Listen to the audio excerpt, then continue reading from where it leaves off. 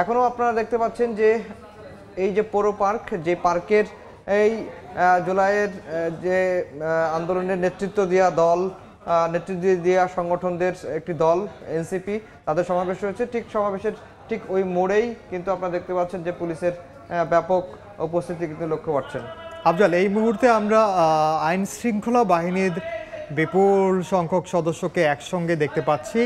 এই সংখ্যাটা কিন্তু এতক্ষণ আমরা দেখিনি, এবং সমাবেশস্থলের আশপাশে আমরা দেখতে পাচ্ছি যে এখন অসংখ্য পুলিশ এবং সেনাবাহিনীর সদস্য জড়ো হয়েছেন। তারা এখন হয়তোবা চেষ্টা করছেন পরিস্থিতি সামলে নেওয়ার এবং পরিস্থিতি কিছুটা তাদের অনুকূলে আনার। এতক্ষণ কিন্তু আমরা এমনকি পুলিশ সদস্যদেরকেও বিক্ষিপ্তভাবে ছড়িয়ে ছিটিয়ে পরিস্থিতি নিয়ন্ত্রণে আনতে দেখেছি। এখন এই মুহূর্তে সেনাবাহিনী এবং পুলিশ, আরও সেনাবাহিনী সেখানে যুক্ত হয়েছে, আরও সেনা সদস্যরা সেখানে যাচ্ছেন এবং পুলিশের সঙ্গে সমন্বয় করে তারা হয়তোবা পরবর্তী পদক্ষেপ নেবে। এবং আমরা দেখতে পাচ্ছি যে সেনা সদস্যরা তৎপর রয়েছেন, হামলাকারী যারা আছেন তাদের প্রতি তারা বার্তা দিচ্ছেন, সরে যাওয়ার জন্য তারা নির্দেশনা দিচ্ছেন। সেই চিত্রই আমরা দেখতে পাচ্ছি।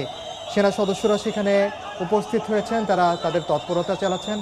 পুলিশ সদস্যরাও তাদের সঙ্গে আছেন এবং হামলাকারীদের, যারা এতক্ষণ হামলা চালিয়েছে হামলাকারীদেরকে ছত্রভঙ্গ করার জন্য, আমি যতটুকু বুঝতে পারছি হামলাকারীদের দিকেই আসলে এখন সেনা সদস্য সহ আইন শৃঙ্খলা বাহিনী এগিয়ে যাওয়ার চেষ্টা করছে এবং পরিস্থিতি তারা নিয়ন্ত্রণে আনার চেষ্টা করছে। আফজাল, আপনি যেমনটি বলছিলেন যে সন্ধ্যা নাগাদ যদি পরিস্থিতি নিয়ন্ত্রণে না আসে, তবে অনেকেই শঙ্কা করছেন যে পরিস্থিতি নিয়ন্ত্রণের বাইরে চলে যেতে পারে এবং আরও বড় কোনো ধরনের বিপর্যয় হতে পারে, এবং সেই বিপর্যয় এড়ানোর জন্যই হয়তো সেনা সদস্যরা তড়িঘড়ি করে তৎপরতা শুরু করেছেন।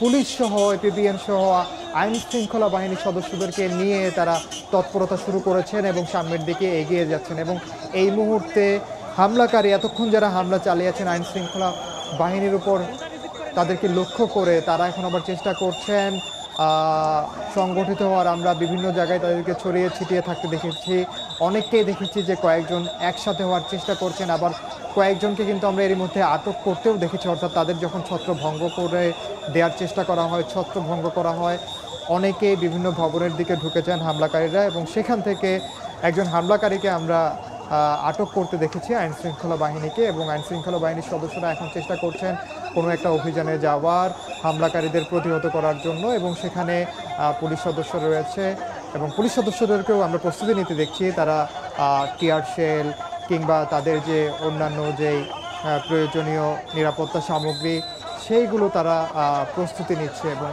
এখানে সমন্বয় করছে সেনাবাহিনীর পক্ষ থেকে।